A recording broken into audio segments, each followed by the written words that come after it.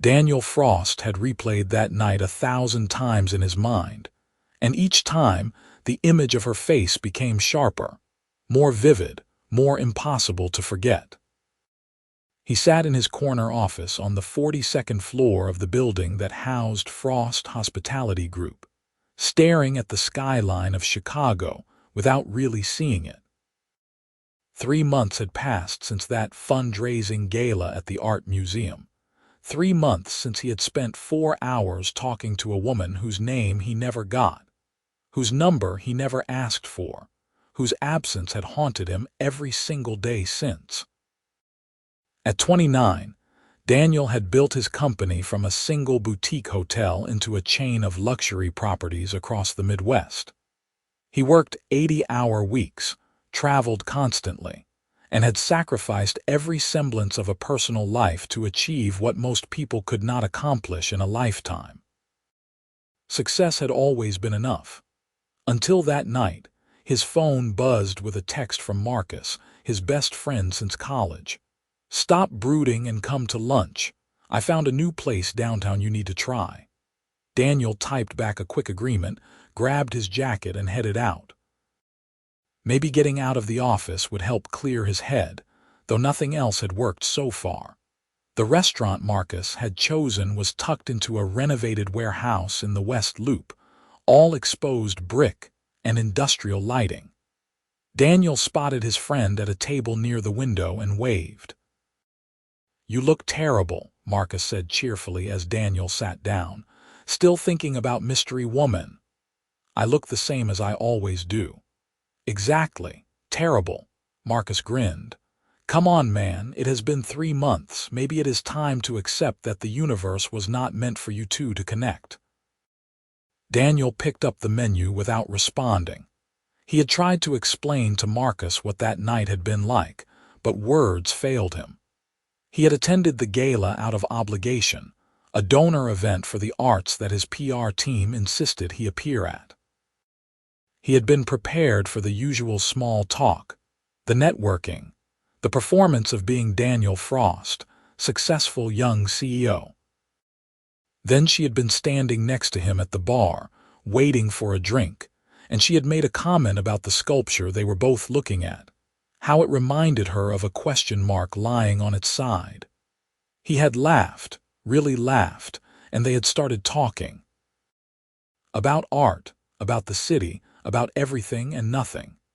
She was funny and sharp, and when she smiled, something in his chest had tightened in a way he had never experienced before. 4 hours. They had talked for 4 hours until she had glanced at her phone and gasped at the time, said she had to go, that she had work early in the morning. He had been about to ask for her number when someone had interrupted them, a board member who wanted to introduce Daniel to a potential investor. When he turned back, she was gone, vanished into the crowd before he could follow. He had spent the next week trying to find her. He contacted the event organizers, but they told him the guest list was confidential. He described her to everyone he knew who had been there, but no one remembered seeing her. It was as if she had been a dream, except dreams did not leave you aching with regret. "What can I get you, gentlemen?" A server appeared beside their table, notepad ready. Daniel glanced up to order, and the words died in his throat. It was her. Same dark hair pulled back in a ponytail, same warm brown eyes, same slightly crooked smile that had captivated him 3 months ago. She was wearing a simple black shirt and apron, looking at him with polite professional interest, and clearly she did not recognize him at all. "I'll have the burger," Marcus said, oblivious to Daniel's sudden paralysis. "Medium rare, sweet potato fries. Great choice." She wrote it down, then turned to Daniel expectantly. "And for you," he could not speak, could not think, could not do anything except stare at her like an idiot. Marcus kicked him under the table. "The same," Daniel managed. "Please." "Perfect. I will get those right in for you." She smiled that smile, the one that made his heart do something complicated in his chest, and walked away. "Okay, what was that?" Marcus asked. "You look like you have seen a ghost." "That's her," Daniel said quietly. "Her who?" "Her, the woman from the gala." Marcus twisted in his seat to look at the server, who was now entering their orders into a tablet by the kitchen. "Wait, seriously. Mystery woman works here. I need to talk to her." Daniel started to stand up. Marcus grabbed his arm. "Hold on, Romeo. You cannot just ambush her while she is working. Let's think this through." "Think what through? I have been trying to find her for 3 months. She is right here." "And she clearly does not remember you," Marcus pointed out, not unkindly. "Which means you need to play this smart. Don't be the creepy guy who corners her at work." Daniel forced himself to sit back down, even though every instinct was screaming at him to go after her. Marcus was right. He needed to approach this carefully. But his hands were shaking slightly as he placed them flat on the table, trying to process the impossible coincidence that had just occurred. "How do you want to play this?" Marcus asked. "I don't know. I need to talk to her, find out her name at least." "So talk to her when she brings the food. Be normal. See if she remembers you." "Normal." Daniel ran a hand through his dark hair, trying to calm the adrenaline surging through his system. He could do normal. He ran a multi-million-dollar company, negotiated complex deals, managed hundreds of employees. He could handle talking to a woman. Except this was not just any woman. This was the woman who had somehow gotten under his skin with a single conversation, who he had been unable to stop thinking about for 3 months, who he had started to believe he would never see again. The minutes until she returned with their food felt like hours. Daniel tried to focus on what Marcus was saying about a project at his architecture firm, but the words barely registered. He kept glancing toward the kitchen, watching for her. Finally, she emerged carrying 2 plates. Daniel's heart rate kicked up as she approached their table. "All right, 2 burgers, medium rare." She set the plates down with a practiced motion. "Can I get you anything else?" This was his chance. Daniel looked up at her, willing her to remember. "This might sound strange, but were you at the art museum fundraiser gala 3 months ago?" Her eyebrows rose slightly in surprise. "I was, actually. How did you know?" "We talked that night." "For a long time, actually, at the bar and then near the sculptures." He watched as recognition slowly dawned in her eyes, followed by genuine surprise. "Oh my God. Yes, I remember. You were the one who made that joke about the artist being sponsored by a geometry textbook company." Relief and joy surged through him. She remembered. "That's me. I cannot believe I did not recognize you right away." She looked embarrassed. "I am so sorry. I guess I was not expecting to see you in a place like this." "Why would you be expecting to see me anywhere? I never told you my name or got yours." A faint blush colored her cheeks. "That's true. I am Deanna Richardson, Daniel Frost." He offered his hand, and when she shook it, the contact sent electricity up his arm. "I looked for you after that night." "You did?" She seemed genuinely surprised. "I tried to get the guest list from the organizers, asked everyone I knew who was there if they had seen you. You disappeared." Deanna's expression softened into something that looked like regret. "I had to leave in a hurry. I had forgotten I was supposed to open the cafe where I was working the next morning. My friend had invited me as her +1, and I lost track of time completely." "I'm glad I'm not the only one who lost track of time that night," Daniel said. Marcus cleared his throat loudly, reminding Daniel that they were not alone. "Sorry, I'm Marcus, Daniel's friend and apparently invisible man." Deanna laughed, and the sound made Daniel's chest warm. "Nice to meet you, Marcus. I should probably get back to work, but—" She hesitated, biting her lip. "My shift ends in an hour if you wanted to wait and actually exchange numbers this time." "I will wait," Daniel said immediately. She smiled that crooked smile again. "Okay, Let me get back before my manager notices I am ignoring all my other tables." As she walked away, Marcus shook his head in amazement. "Man, I have never seen you like this. You have got it bad. Shut up and eat your burger." "I am just saying, in all the years I have known you through college, through you building your company from nothing, I have never seen you look at anyone the way you just looked at her." Daniel picked up his burger but could not taste it. His entire focus was on the clock, on counting down the minutes until Deanna's shift ended. He felt like a teenager again, nervous and excited and terrified all at once. They finished eating and Marcus, to his credit, agreed to stay and keep Daniel company while they waited. Daniel watched Deanna work, moving efficiently between tables, laughing at something an older customer said, solving a problem with someone's order. She was good at her job, attentive and warm, and he found himself noticing everything about her. Finally, she emerged from the back wearing jeans and a leather jacket instead of her uniform. She waved to a coworker and headed over to their table. "Ready?" she asked Daniel. He stood up so fast he almost knocked over his water glass. "Absolutely."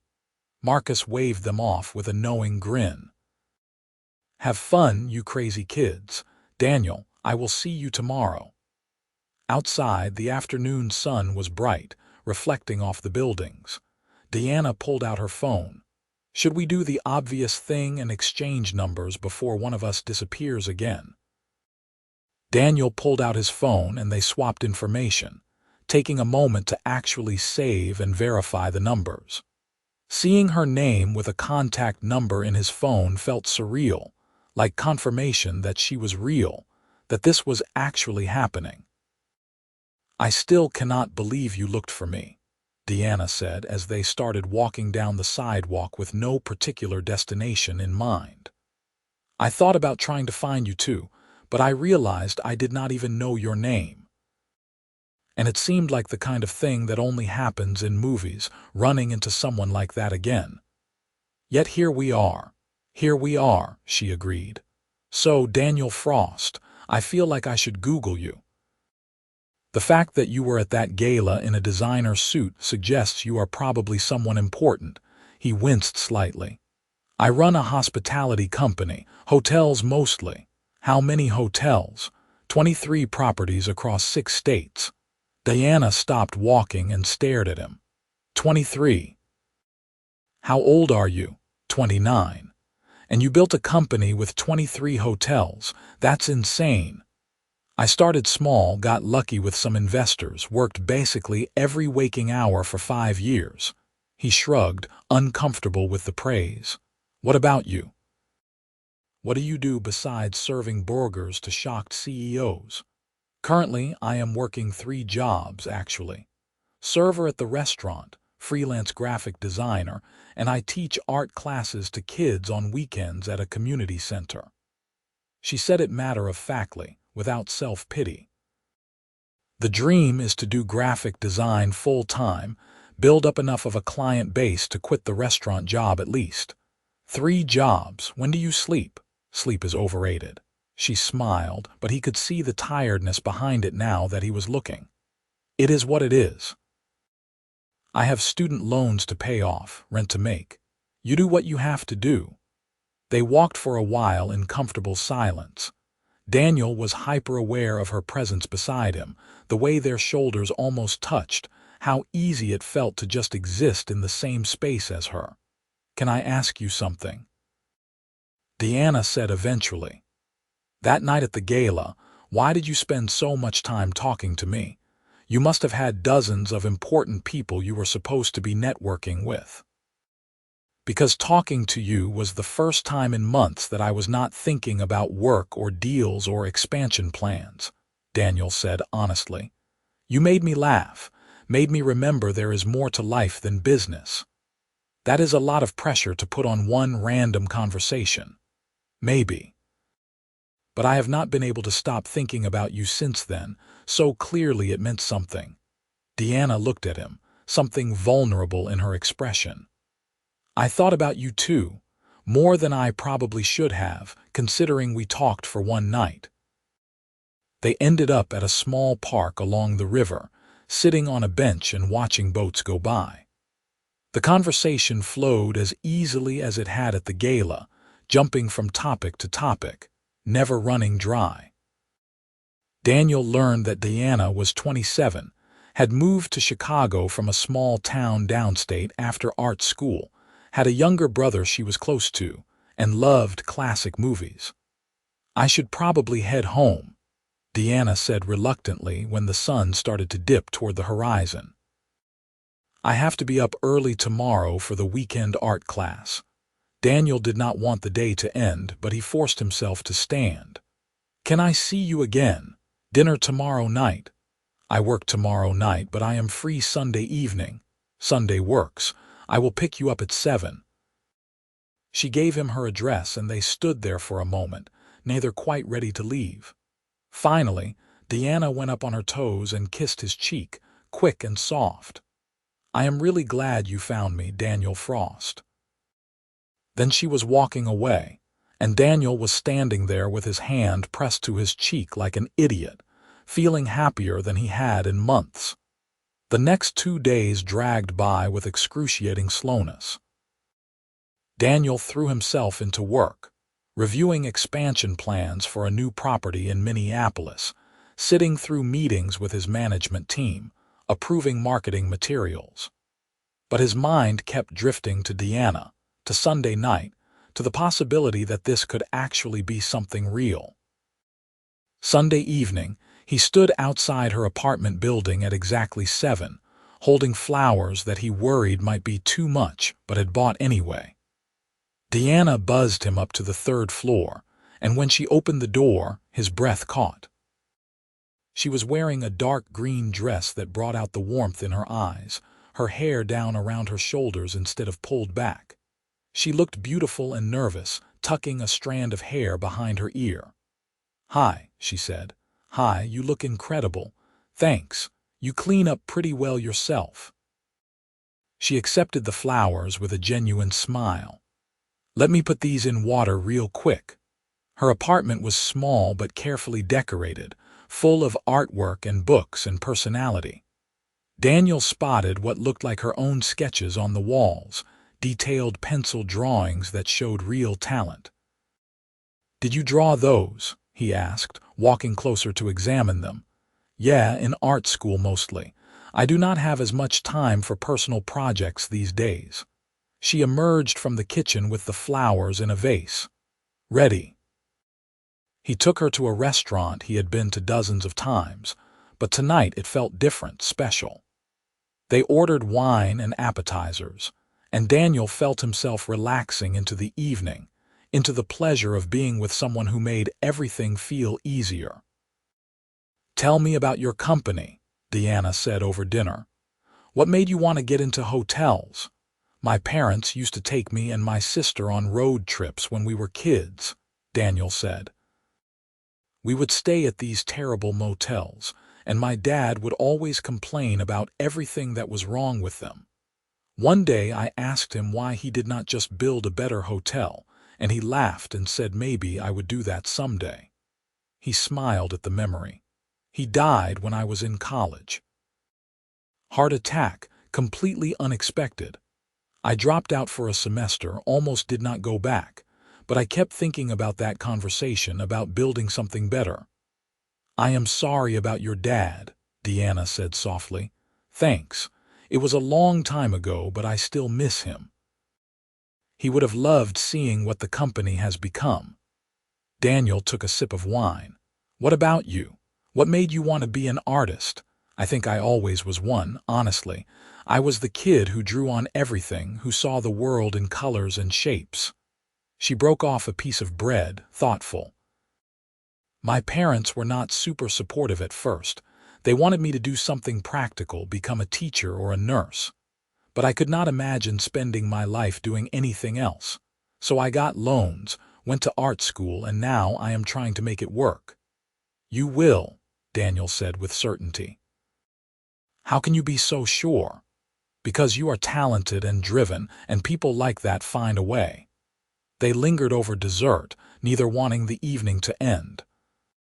Daniel found himself telling her things he rarely shared with anyone, about the pressure of running a growing company, the loneliness that came with success, the fear that he was missing out on actually living while he was busy building his empire. "I get that," Deanna said. "Sometimes I feel like I am on a treadmill, running as fast as I can but never actually getting anywhere. The bills get paid. I add another client to my design portfolio, but I am so tired all the time. I keep telling myself it will get easier, but I am not sure I believe it anymore." "What would you do if money was not an issue?" Daniel asked. Diana leaned back, considering the question. "I would rent a studio space, somewhere with huge windows and good light. I would take on design projects I actually care about instead of whatever pays. I would travel, see art in person instead of just in books. I would sleep in on Saturdays." She laughed softly. "Small dreams, I guess. They do not sound small to me, they sound like a life." Outside the restaurant, they walked slowly back toward where Daniel had parked. The night was cool but comfortable, and Chicago was alive around them with light and sound. "I had a really good time tonight," Deanna said. "Me too. Can I see you again? You better." She smiled up at him. "I am done running away this time." Daniel stepped closer, giving her time to move away if she wanted. When she did not, he cupped her face gently and kissed her. It was soft and sweet and perfect, and when they broke apart, Diana was smiling. "Definitely see you again," she whispered. That kiss was the beginning of everything. Over the next few weeks, Daniel and Deanna fell into a pattern of seeing each other whenever their schedules allowed. It was not as often as Daniel wanted, given Diana's 3 jobs and his own demanding work schedule, but they made it work. Coffee dates before her morning shifts, late dinners after her evening ones, long phone calls when they could not see each other in person. Daniel had dated before, but never like this. With Deanna, everything felt natural, unforced. She made him laugh with her dry observations about customers at the restaurant.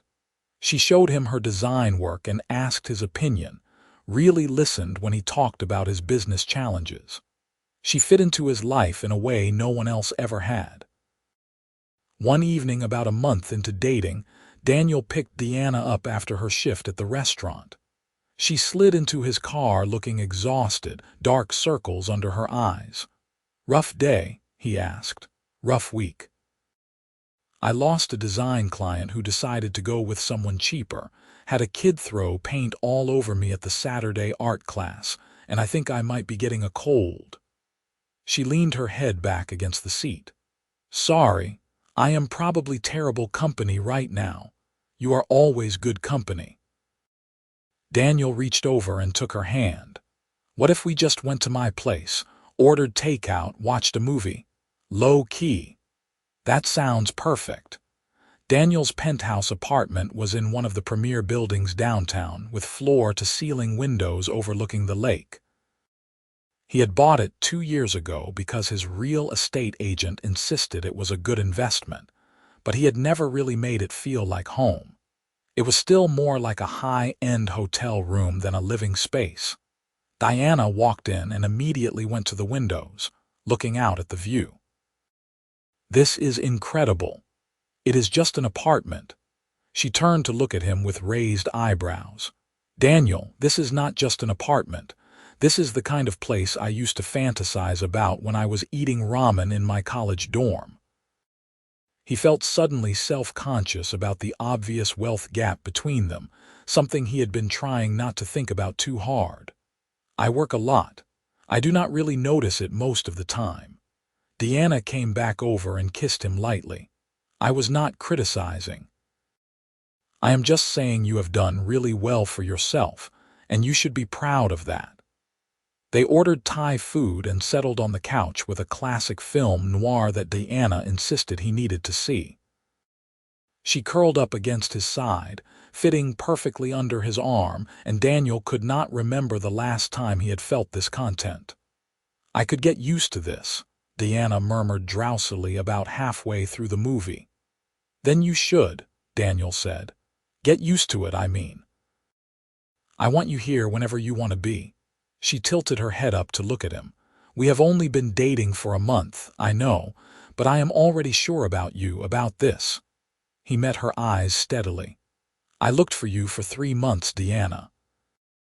Now that I have found you, I am not interested in playing it cool or taking things slow." "What are you saying?" "I am saying I am falling in love with you, and I know that might be too fast or too much, but it is true." Deanna was quiet for a long moment, and Daniel's heart pounded in the silence.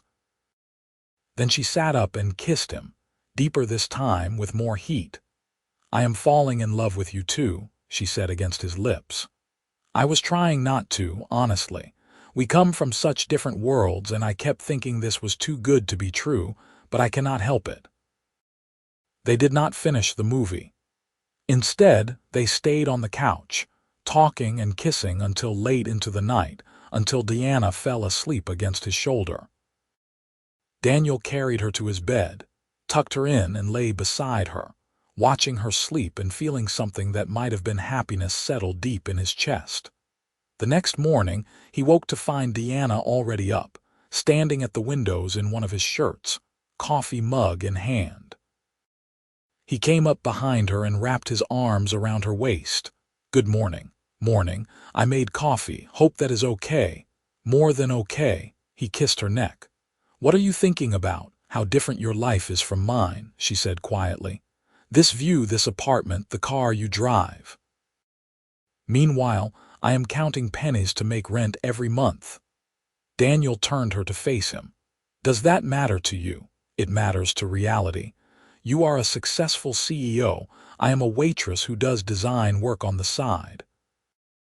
"You are an incredibly talented artist who happens to be supporting yourself with waitressing while you build your career," Daniel corrected. "And I am a workaholic who got lucky with timing and investors."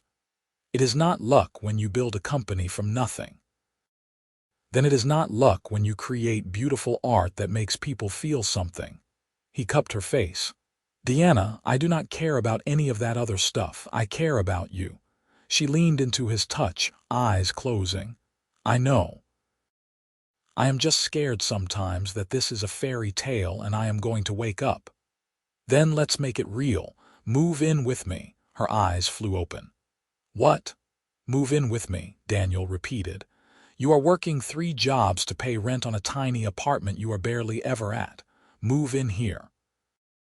Quit the restaurant job, focus on your design work and teaching. Give yourself room to breathe." "Daniel, we have been dating for a month. 5 weeks, technically. And I already know I want this. Want you here, want to wake up with you every morning, want to build a life together."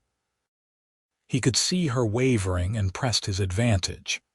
"What is the worst that could happen? If it does not work out, you can always get another apartment. But what if it does work out? What if this is the thing we are both supposed to be doing?" Deanna bit her lip, clearly torn. "I would need to keep paying something for rent or utilities or whatever. I cannot just move in and be supported like I am some 1950s housewife. We can figure out whatever makes you comfortable. I just want you here." She was quiet for a long moment, then nodded slowly. "Okay. Yes. Let's do this crazy thing." Daniel kissed her, relief and joy surging through him. He knew it was fast, probably too fast by conventional standards, but nothing about their relationship had been conventional from the start. Why should this be any different?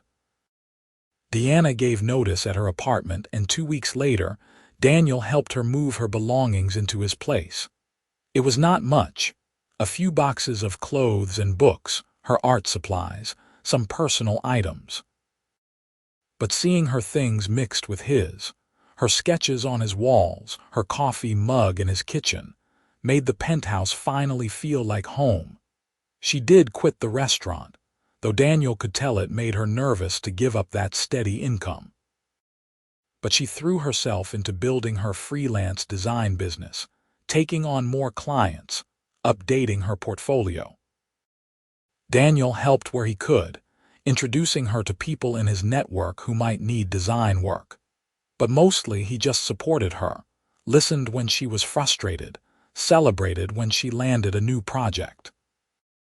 "I got the brewery account," Deanna announced one evening, bursting through the door with a huge smile on her face. "They want me to redesign their entire brand identity." Daniel swept her up and spun her around. "That is amazing. I knew they would be smart enough to hire you.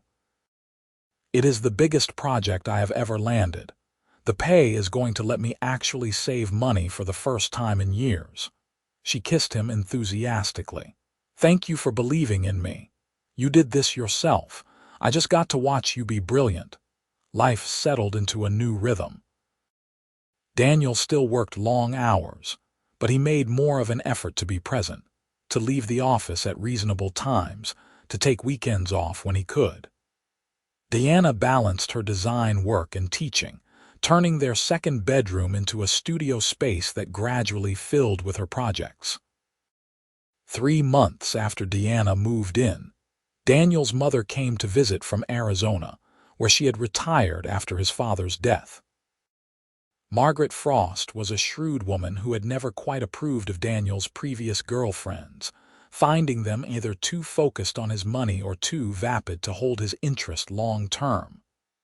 "I am nervous," Deanna admitted as they waited for Margaret to arrive. "What if she hates me?" "She is not going to hate you. She is going to love you because you make me happy, and that is all she has ever wanted for me." Daniel squeezed her hand. "Just be yourself." The doorbell rang and Daniel opened it to find his mother looking elegant as always in tailored slacks and a silk blouse. She hugged him tightly, then turned her attention to Deanna with assessing eyes. "You must be Deanna. I am Margaret. It is so nice to meet you, Mrs. Frost." Deanna shook her hand and Daniel could see her fighting nerves. "Please call me Margaret. Mrs. Frost makes me feel ancient." She swept into the apartment, looking around with interest. "You have made changes. The place actually looks lived in now." "Deanna has better taste than I do," Daniel said. Margaret picked up one of Deanna's sketches from the side table, studying it carefully. "You are an artist." "Graphic designer mostly, but yes. I also teach art classes to kids on weekends at a community center. My late husband used to say that artists see the world differently from the rest of us," Margaret said, setting down the sketch. "He always wished he had a creative bone in his body, but he was hopeless at anything artistic. Daniel takes after him in that regard." "I can barely draw a stick figure," Daniel admitted. They took Margaret to lunch at a restaurant overlooking the river, and Daniel watched as his mother slowly warmed to Deanna. It helped that Deanna did not try too hard, did not fawn or act impressed by the Frost name or money. She was just herself, funny and thoughtful and genuine, and by the end of the meal Margaret was smiling. "I like her," Margaret told Daniel later when Deanna had excused herself to the restroom. "She has substance, and she makes you softer, less driven. That is a good thing." "I know," Daniel said. "I am going to marry her, Mom." Margaret raised her eyebrows. "That is quick. When you know, you know. You said that about Dad." "I did, and I was right." She patted his hand. "Just make sure you do it right. A woman like Deanna deserves a proper proposal, something meaningful." Daniel had already been thinking about it, actually. He had been thinking about it since the day Deanna moved in, maybe even before that. He knew exactly what he wanted to do. 2 weeks later, he took Deanna back to the art museum where they had first met, telling her there was a new exhibition he wanted to see. She was excited, chattering about the artist as they walked through the galleries, and Daniel let her lead him through the museum until they ended up in the same room where they had stood 8 months earlier, talking about sculptures that looked like question marks. "This is where we met," Deanna said, looking around with sudden recognition. I mean, this is where we talked for the first time. I know. Daniel's heart was pounding, but his voice was steady. I have been thinking about that night a lot lately. How I spent months looking for you, convinced I would never see you again. How finding you again felt like being given a second chance at something I did not even know I was missing. Deanna turned to face him, eyes wide, clearly sensing where this was going. Daniel took both her hands. You changed my entire life, Deanna Richardson. You made me remember that there is more to living than just working and achieving and checking boxes. You made me want to actually be present in my own life. And I know we have not been together that long by normal standards, but I also know that I want to spend the rest of my life with you. He dropped to one knee, pulling out the ring he had been carrying around for the past week, waiting for the right moment. Will you marry me? Tears were streaming down Deanna's face, but she was smiling, nodding before she could even get words out. Yes. Yes, absolutely yes. Daniel slid the ring onto her finger and stood, pulling her into his arms and kissing her while a small crowd of museum visitors applauded around them. Deanna was laughing and crying at the same time, looking at the ring and then back at him like she could not quite believe it was real. I love you so much, she said. I love you too. More than I knew was possible. They spent the rest of the day walking around the city in a happy daze, calling family and friends to share the news. Marcus whooped so loudly over the phone that Daniel had to hold it away from his ear. Margaret cried and told them both how happy she was. Deanna's parents, who Daniel had met a month earlier, seemed cautiously pleased if a bit overwhelmed by the speed of everything. My dad is concerned you are going to break my heart, Deanna told him that evening as they lay in bed. I told him you are not that kind of person, but he is protective. I will prove it to him. I will prove it to everyone. Daniel kissed her forehead. You are the most important thing in my life, Deanna. The company, the success, none of it matters as much as you do. That is terrifying and wonderful at the same time. Which part? Being the most important thing to someone, having that responsibility, but also knowing I feel the same way about you. They decided on a relatively short engagement, 6 months, because neither of them saw the point in waiting. Deanna threw herself into wedding planning with the same creative energy she brought to her design work, and Daniel was happy to let her make most of the decisions as long as he got to marry her at the end of it. The wedding was held at one of Daniel's hotels, a historic property on the lakefront that he had personally overseen the renovation of 2 years earlier. They kept the guest list relatively small, just close family and friends, wanting the day to feel intimate and personal rather than like a business event. Daniel stood at the altar watching Deanna walk down the aisle in a simple but elegant dress, her hand tucked into her father's arm, and felt his throat tighten with emotion. She was beautiful and smiling, her eyes locked on his, and he had never been more certain of anything in his life. The ceremony was short and heartfelt. They exchanged vows they had written themselves, promises to support each other's dreams, to choose love even when things got hard, to build a life together that honored both of them. When the officiant pronounced them husband and wife, Daniel kissed Deanna to applause and cheers, feeling like the luckiest man alive. The reception was a blur of dancing, toasts, and laughter. Marcus gave a speech about how he had never seen Daniel as happy as he had been since meeting Deanna. Margaret cried again and welcomed Deanna officially into the Frost family. Diana's younger brother, who had warmed up to Daniel over the past few months, made a joke about keeping his sister in line. How does it feel to be Mrs. Frost? Daniel asked as they swayed together during their first dance. Surreal. Amazing.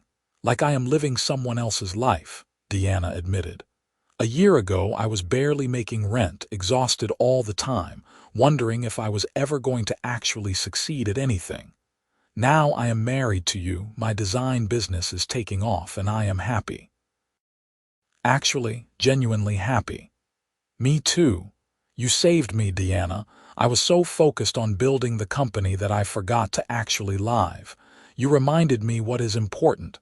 We saved each other then. They honeymooned in Italy. 2 weeks of exploring Rome, Florence, and Venice, seeing art and eating incredible food, and just enjoying being together without the pressure of work or obligations. Diana sketched constantly, filling a notebook with drawings of architecture and streetscapes, and Daniel, when she thought he was not paying attention. "You drew me sleeping," Daniel asked, catching her one morning. "You looked peaceful. I wanted to capture it." She showed him the sketch, and he was struck by the tenderness in it, the way she saw him. "You see me differently than I see myself. I see you as you really are, not the CEO, not the achievement machine, just Daniel." They returned to Chicago tanned and relaxed, ready to settle into married life. Daniel had already been planning his next move, something he had been thinking about since the wedding. He found Deanna in her studio a few days after they got back, working on a branding project for a new restaurant. "I have an idea I want to run by you," he said. She looked up from her computer. "Okay, what kind of idea?" "I have been thinking about expanding what the company does. All our properties are high-end luxury hotels, which is great, but it leaves out a huge market. I want to develop a new brand, something more accessible, more focused on design and local art. Boutique hotels that showcase regional artists that feel creative and unique." "That sounds amazing.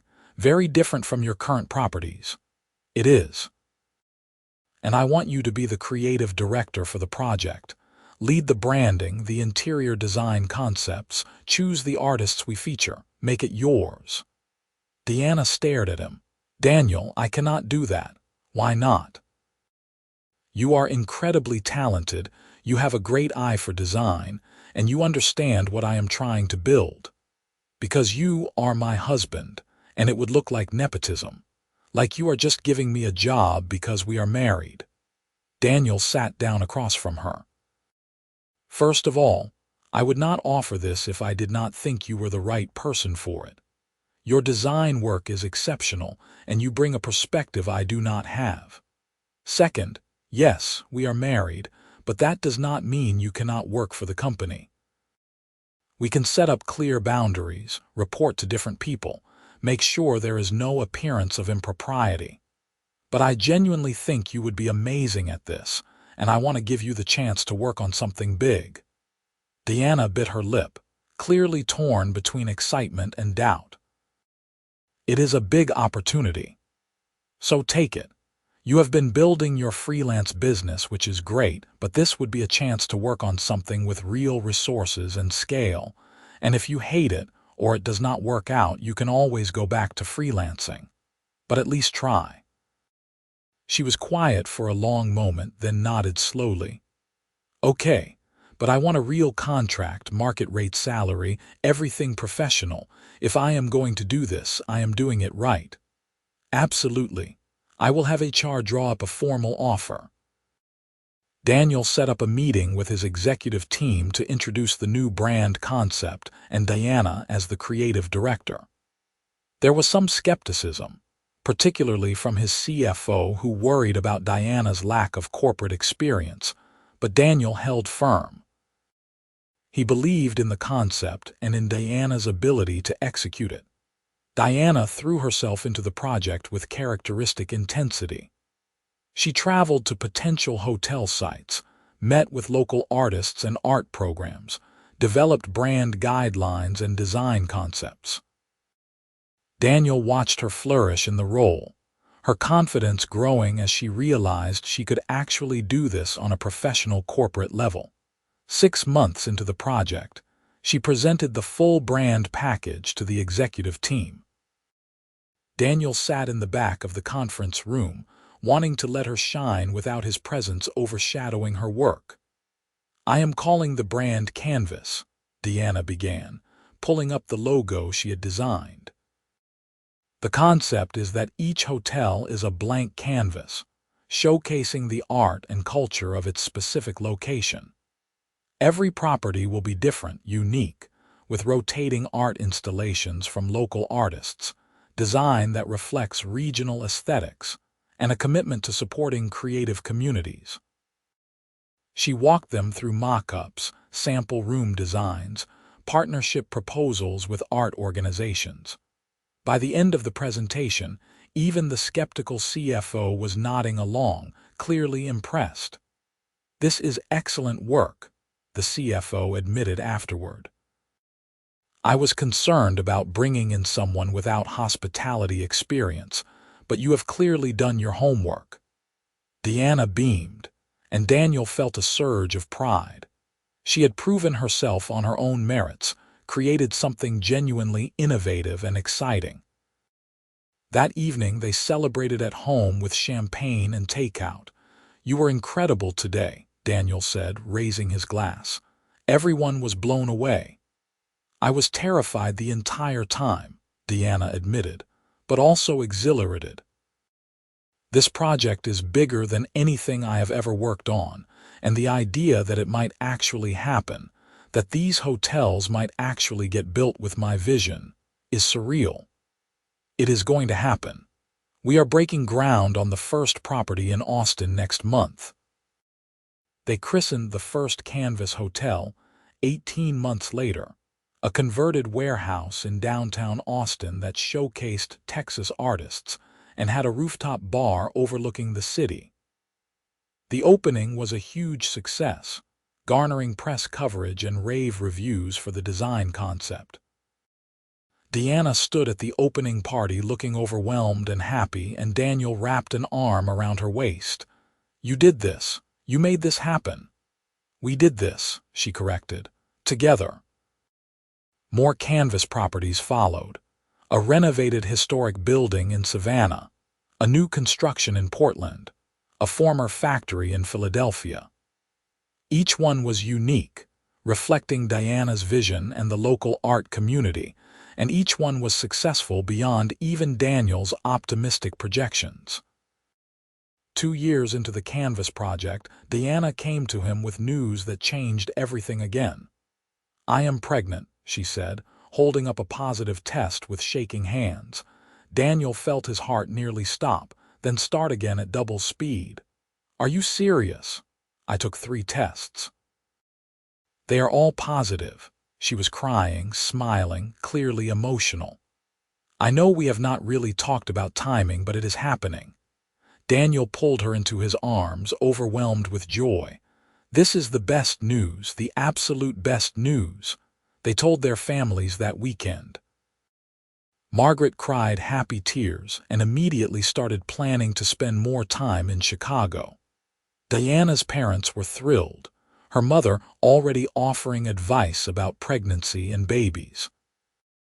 Diana continued working on the Canvas project through her pregnancy, though she cut back her hours in the 3rd trimester when traveling became exhausting. Daniel tried to be as supportive as possible, bringing her the weird food combinations she craved, rubbing her feet when they were sore, going to every doctor's appointment. Their daughter was born on a snowy February evening, a tiny perfect human they named Rose Margaret Frost after both their mothers. Daniel held her for the first time and felt something shift fundamentally in his chest, a protective, fierce love that he had not known was possible. Deanna was a natural mother, patient and loving and completely devoted. Daniel did his best to share the responsibilities, getting up for night feedings, changing diapers, learning to function on minimal sleep. They were exhausted and overwhelmed and happier than ever. When Rose was 6 months old, Diana returned to work part-time, splitting her schedule between the office and home. They hired a nanny to help, But Deanna made it clear she wanted to be present for their daughter's life in a way her parents had not always been able to be for her. "I do not want to miss things," she told Daniel one evening after they had put Rose to bed. "The first time she rolls over, her first words, all of it. The canvas project is important, but she is more important. We will figure it out," Daniel promised. "Whatever balance we need to make it work, we will find it." They did figure it out, adjusting and readjusting as they went. Daniel cut back his own hours where he could, delegating more to his management team, prioritizing family dinners and weekends. The company continued to grow, but it was no longer the only thing that defined his life. When Rose was 2, they found out Deanna was pregnant again. A boy this time, they learned at the ultrasound, and Deanna cried happy tears while Rose tried to understand what it meant to be a big sister. "Our family is getting bigger," Daniel told Rose, holding her on his lap while Deanna napped on the couch, exhausted from pregnancy fatigue. "You are going to have a little brother." "Baby brother," Rose repeated, testing out the words. James Daniel Frost was born on a sunny June morning. A calm, easy baby who seemed to somehow already understand he was the second child and needed to go with the flow. Rose was fascinated by him, wanting to help with everything, and Daniel watched his family expand with awe. Life was chaotic, beautiful, exhausting, perfect. Early mornings and late nights, diaper changes and business calls, Rose's preschool performances and James learning to crawl. Daniel and Deanna navigated it together, partners in every sense of the word. On their 5th wedding anniversary, Daniel arranged for his mother to watch the kids and took Deanna back to the art museum where it had all started. "I cannot believe it has been 5 years," Deanna said as they walked through the familiar galleries. "It feels like we just met and also like we have been together forever." "Best 5 years of my life," Daniel said. "You, the kids, building canvas together, all of it. I would not change a single thing.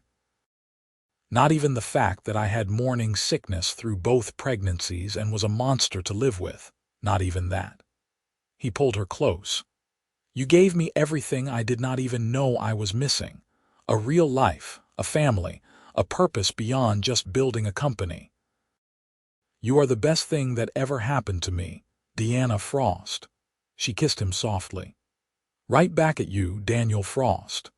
They stood in front of the sculpture that had started everything, that abstract piece that Deanna had said looked like a question mark lying on its side. Daniel thought about that night 7 years ago, how he had spent months looking for her, how finding her again had changed absolutely everything. "You ever think about what would have happened if we had not run into each other at that restaurant?" Deanna asked, as if reading his mind. "Sometimes. I like to think we would have found each other somehow, eventually, but I am glad we did not have to wait any longer than we did." "Me too." By the time Rose started kindergarten and James was in preschool, the Canvas brand had expanded to 15 properties across the country, each one successful and acclaimed. Deanna had built a reputation as an innovative creative director, featured in design magazines and hospitality industry publications.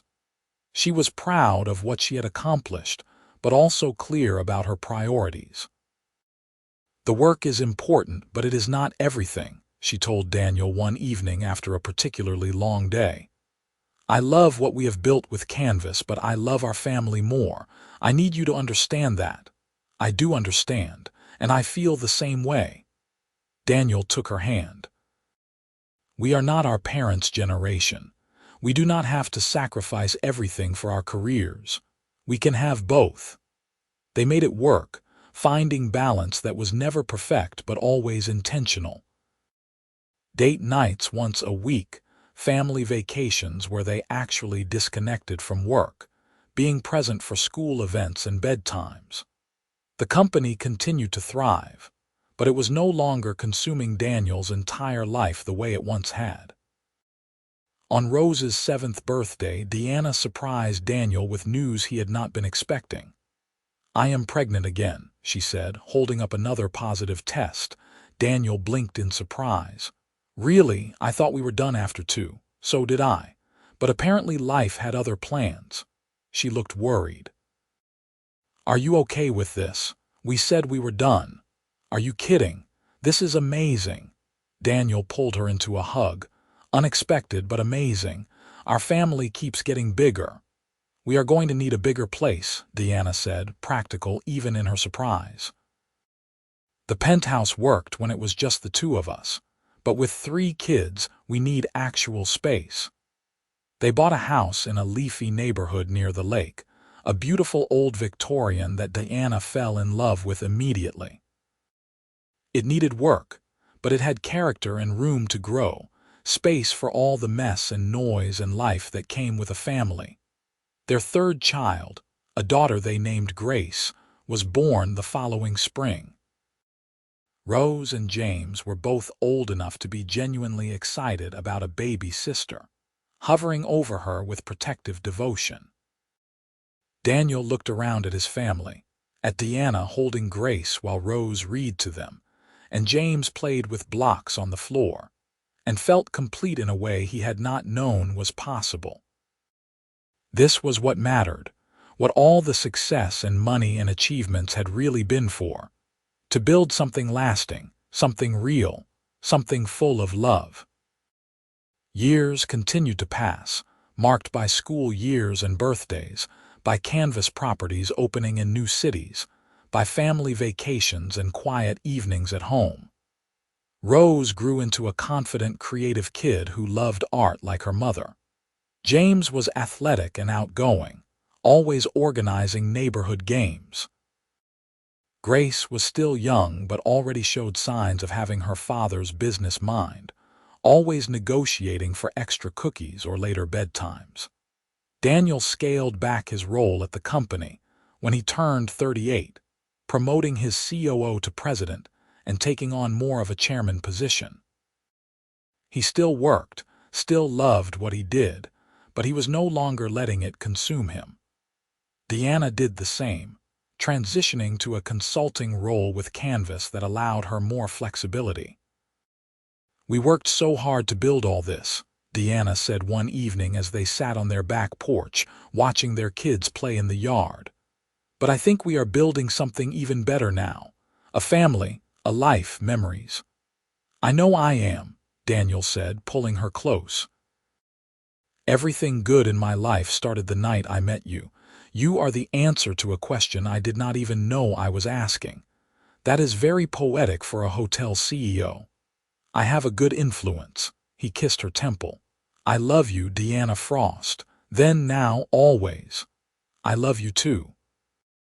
They sat in comfortable silence, watching Rose help James build an elaborate fort while Grace toddled around collecting dandelions.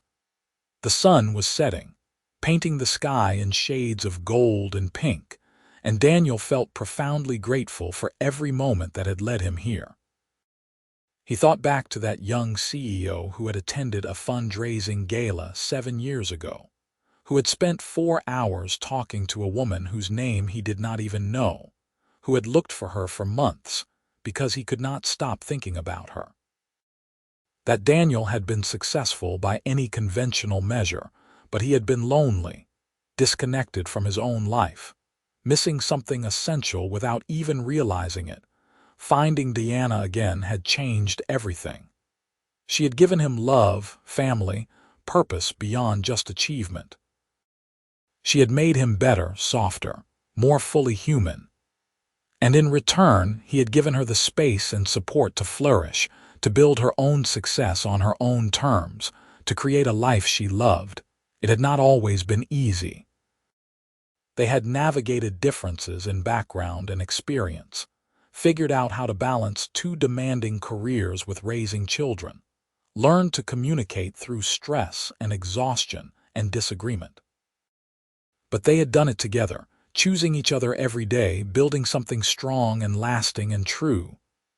"Dad, come help us," Rose called from the yard, and Daniel stood up with a smile. "Duty calls," he told Deanna. "Go, I will be here." Daniel walked across the yard to his children, to the fort they were building, to the life he had created with the woman he loved. And as he knelt down to help Rose secure a blanket over their structure, as James handed him a stick and Grace offered him a dandelion, he knew with absolute certainty that he had found everything he had been searching for and so much more. This was his happily ever after, not an ending but a continuation, full of love and laughter and messy, beautiful life. And it had all started because he had not been able to stop thinking about a woman from one perfect night, because finding her again had changed absolutely everything. Because sometimes the best things in life come when you least expect them and refuse to let them go once you find them. Daniel looked back at Deanna, still sitting on the porch, watching them with a soft smile, and she waved. He waved back, his heart full, his life complete, grateful beyond measure for the night that had started it all and the years that had followed, for the love that had grown from that first conversation into something unshakable and true. This was everything. This was enough. This was home.